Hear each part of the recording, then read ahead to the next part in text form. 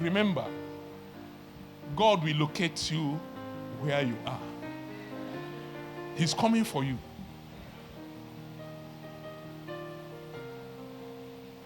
If you faint not, you will reap. There is hope.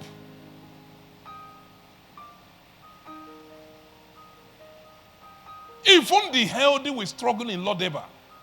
Nothing grows there. It's pastureless. The Lord is my shepherd, I shall not lack. He makes me to lie down in green pastures. There is no green pasture anywhere in Lodeba. You won't see one grass. Pastureless.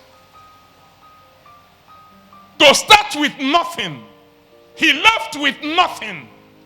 From a rich background, a wealthy background, from the comfort of a palace, ran away with nothing. You see people fleeing from Ukraine.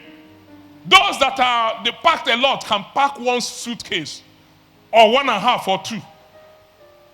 No matter what they have, running into uncertainty, fleeing into uncertainty. Even Russians are fleeing. Their young people are fleeing Russia. Nobody gains in that kind of situation. So then God reaches out. He knew where Mephibosheth was. He began to walk in the heart of a helper. God will raise a helper for you in the name of Jesus Christ. A helper will come with the help you need. A helper is coming to somebody. It doesn't take 10 people to succeed. It takes 1 or 2 that God connects you with. I'm telling you honestly. It takes just one connection is all you need in life. A connection planned by God. So God began to work in the heart of David.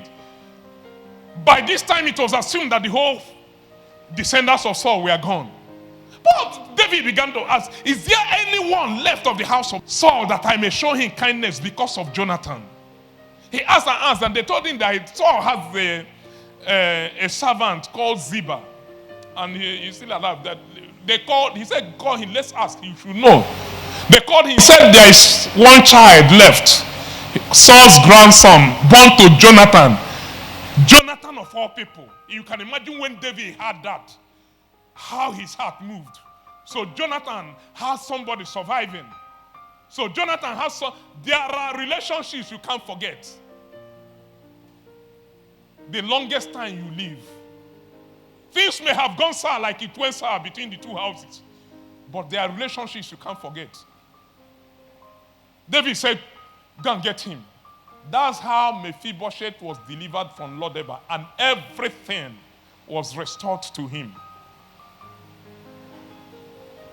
The king sent and fetched him out, brought it. The first deliverance is let him come out of Lodeba. He was brought into Jerusalem, the city of peace, the land of peace.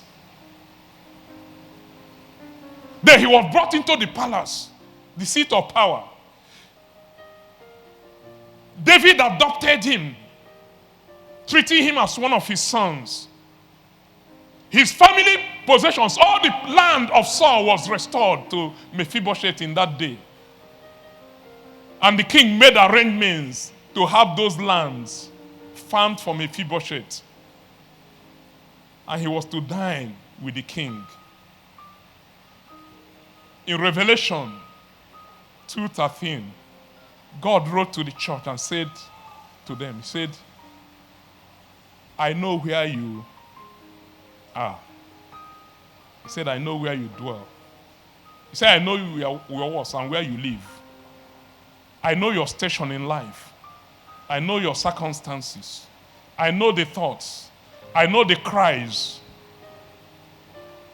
I know those cries in the wee hours, the weeping.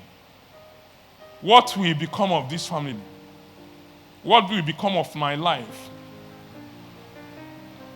Will I ever see a better day in life? God said, I know where you are. Even where Satan's throne is. That church was in tough terrain. Where Satan's seat was like Satan's headquarters there in that season. But that's where that church was. God says, I know. And yet you're holding fast my name and did not deny my faith. Even in the days when Antipas, my faithful martyr, was killed among you, where Satan dwells, I know where you are. I know it's tough terrain. There are tough terrains on earth.